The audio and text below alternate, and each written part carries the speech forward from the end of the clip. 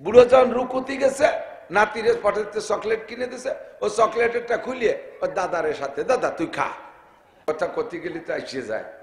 এই সাইজের ছোটকে মসজিদেও নীতি নেই।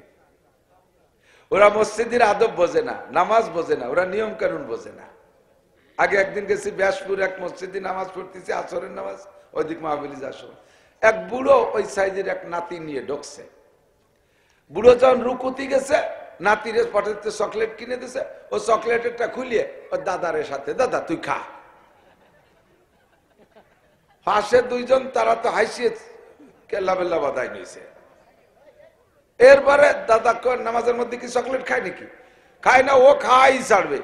এই কান্দা শুরু হচ্ছে। যখন দাদা রুকুতে দাঁড়াইছে, খায় না বলে লুঙ্গিটা ধরে ঝুলিয়ে ফুলিয়ে সে ছাতা গেছে খুলিয়ে।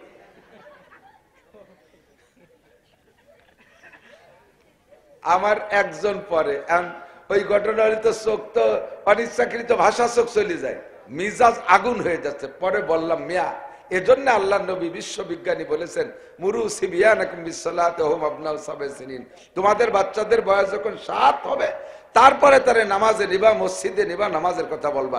এর আগে অত বুজুর্গ বানানোর দরকার নেই।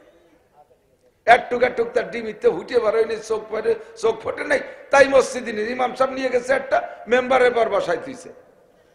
ইমাম সাহেবের ছেলে আল্লাহ দেবতা নিয়ে গেছে মেম্বারের পর। ও কি বসে থাকিস? ও পুরো যে কয় কাতার, সব কয় কাতারের মধ্যে তওয়াফ করছে।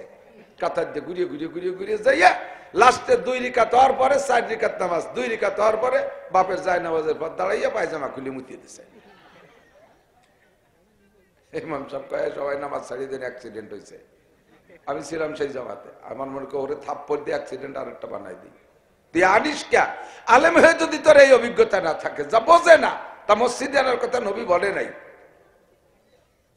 আল মুজাহিদু মান জাহাদা নাফসা, নফসের সাথে জিহাদ করা সবচাইতে বড় জিহাদ। নফসরে কন্ট্রোল করতে পারলেই আপনি সব ভালো কাম করতে পারবেন।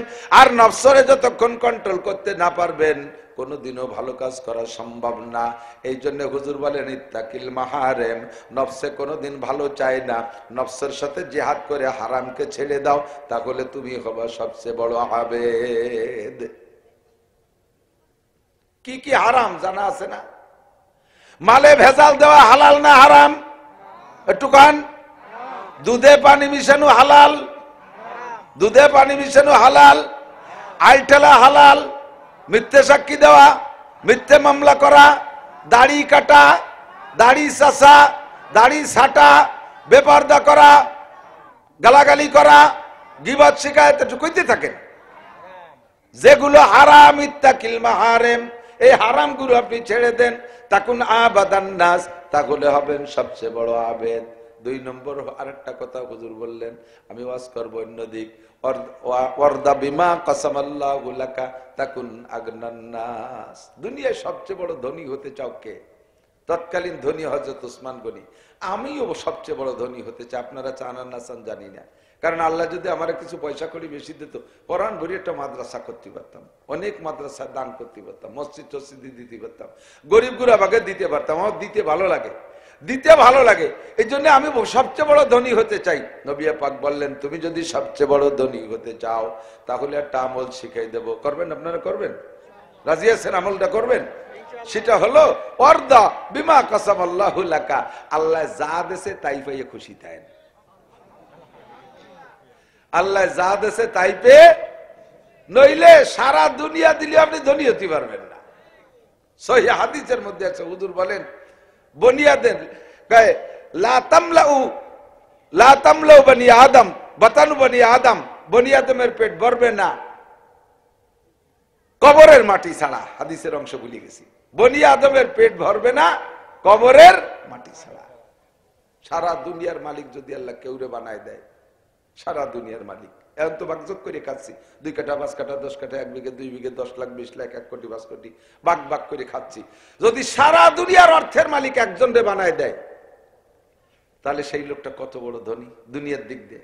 এই লোকরা যদি কেউ জিজ্ঞেস করে, ভাই আগে তো সম্পত্তি যা ছিল সবাই ভাগযোগ করে খেতাম, পরে কায়দা কিলে মরি আল্লাহ তোমার একারে মালিক বানাই দিয়েছে, আমাকে কামলা কিষেন বানাই দিয়েছে, তোমার বাড়ি কাটি পিঠে খাই।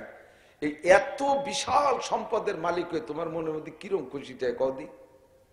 হুজুর বলেন, যদি কেউ এরকম বানাই দিয়ে তারা জিজ্ঞেস করেন যে তোমার এখন কেমন লাগে, ও কি জবাব দেবে জানেন? ক ভাই একটা দুনিয়া দিয়ে কি হয়, ছেলে মেয়ে আত্মীয় স্বজন কর্মচারী একটা দুনিয়া দিয়ে কি হয়, আর একটা দুনিয়া হলে কোনো মতে চলা যেত। একটা দুনিয়ায় কিছু হয় না। আর যদি আপনাকে আল্লাহ যা দেশে বলেন আলহামদুলিল্লাহ, বলেন আলহামদুলিল্লাহ। দুনিয়ার দিক দিয়ে আপনি দুনিয়ার ব্যাপারে তাকাবেন নিচের দিক, আর আখিরাতের ব্যাপারে তাকাবেন উপরের দিক, তাহলে আপনার ভালো থাকা সম্ভব, ভালো হওয়া সম্ভব। নিচের দিক তাকাবেন, আপনি যে ক্লাসে আছেন তার চেয়ে গরিব এলাকায় আছে না নাই, তাদের চাইতে আপনি ভালো আছেন না নাই। আর ধর্মের ব্যাপারে তাকাবেন উপর দিক, তাহলে আপনার ইবাদত করা সহজ হবে। আরে কপাল, আমিও যেমন একজন মানুষ, মাওলানা আবুল বাশার তেমন একজন মানুষ, আরে আমিও যেমন একজন মানুষ, হযরত মাওলানা রুহুল আমিন সাহেব রাহমাতুল্লাহ আলাইহি তেমন একজন মানুষ ছিলেন। কত ইবাদত বন্দেগী করে কত উপরে চলে গেছে, আমি তার সামনে কি? আমিও যেমন মানুষ, আমার মহল্লার আব্দুল খালেক মোল্লা তেমন মানুষ, সে তবলিগে 3টে চিল্লা লাগাইছে, তাহাজ্জুদের নামাজ পড়ে, 5 ওয়াক্ত জামাতে নামাজ পড়ে, সে লোকটা টুপি পাগড়ি জুব্বা সবকিছু ব্যবহার করে, সুন্নত একটাও ছাড়ে না। আমি তার সামনে কি? এতটুকু উপরের দিক তাকাইলে আপনার আমল করার প্রতি আগ্রহ বাড়বে।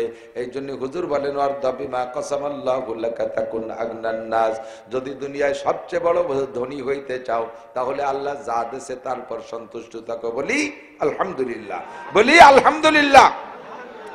মনের থেকে অন্যায় আলহামদুলিল্লাহ। আপনারা কেমন আছেন? আর্থিকভাবে কেমন আছেন? আলহামদুলিল্লাহ। আল্লাহ এতটুক রাখো পরের কাছে হাত পাতা না লাগে, ঠিক না? ফকির একটা শুয়ে শুয়ে বিক্রি করতেছে, শোয়া বৈরির মাথার ধারে ভাঙ্গা তাল, ওর মধ্যে কয়টা পয়সা, দুইটা নোট, 3-4 ছিঁড়া ছিঁড়া 5 টাকার নোট। এর মধ্যে একটা খোলা ফকির হাঁটতে পারে, ও বগলে মাছ বাঁধাইয়া ডাঙ্গাতে ডাঙ্গাতে আইসে, ওর কাছে আইসে দেয় যে ও শুয়ে রয়েছে, ওর প্লেটে তেমন পয়সা করি নাই। আরে আটা ফকির দোকানে দোকানে ঘুরে ঘুরে ভালোই কালেকশন করছে, আইসা ওর প্লেটের মধ্যে ওর ব্যাগের তে বারো 5টা টাকা দিয়ে দিচ্ছে। সাংবাদিকরা দেখে ছবি টবি তুলে ফেসবুকে দিয়ে দিয়েছিল, আমি এই ওয়াজলে সেইতে শিখছি, তো ফেসবুকে দিয়ে দিছে। সাংবাদিকরা বলতে তুমিও ফকির, ও ফকির, ফকিরে ভিক্ষে দেয় নাকি? তো ওই ফকির বলতেছে আমার ভাই শোয়া ফকির, মানুষে ফকির দেখলে সাধ্য অনুযায়ী এড়াই চলো, ওর কাছে খুব একটা আসে না। আমার তো ঠ্যাং একখান ভালো আছে, একখান খোলা বাস বাঁধায় হাঁটতে পারি, আমার ভাই মোটেই হাঁটতে পারে না। আমি 12 দুয়ার ঘুরিয়ে ঘুরিয়ে কেউ না দিতে চাইলে তার পিছনে 10 কদম দৌড়াইয়া কালেকশন করে নিয়ে আসছি, ওর সে আল্লাহ আমারে বেশি দিয়েছে, আমার ভিক্ষের একটা জাকাত আছে তো, তাই আমার বাইরে 5 টাকা দিয়ে গেলাম। বহুত বড় লোক, লাখ লাখ কোটি কোটি টাকা দোকানে নিয়ে পুঁজি নিয়ে বসে আছে, ব্যবসা করতেছে। সকালবেলা ফকির যে যদি ভাত পথে, বাবা আমারে কিছু দেন, বাবা মাফ চাই, এখনো বনি করিনি, 60 করিনি, মাফ চাই। 5 টাকা দিলি হয়ে যায়, সে মাফ চাই, হইরিও মাফ করে দেয়, তো দিলাম তোরে মাফ করে, তুই যেন দিনের মধ্যে 60 করতে না পারিস। আমিও আইছিলাম 60 করতে, আমি বললাম না তো, তুই না করলে আমার কি, কথা কর না কে? এমন দোয়া দিয়ে দিয়েছে, সকালে দোয়া আল্লাহ কবুল করে ফেলাইছে। দিন ভরে কাস্টমার আসে, অন্য দোকানে কিনে নিয়ে যায়, উনি বসে রয়েছে নিয়ে দেয়। আল্লাহ তোমার মতো এইরকম বড় লোকের চাইতে ওই ফকির 1000 গুণে ভালো, ঠিক কি ঠিক না?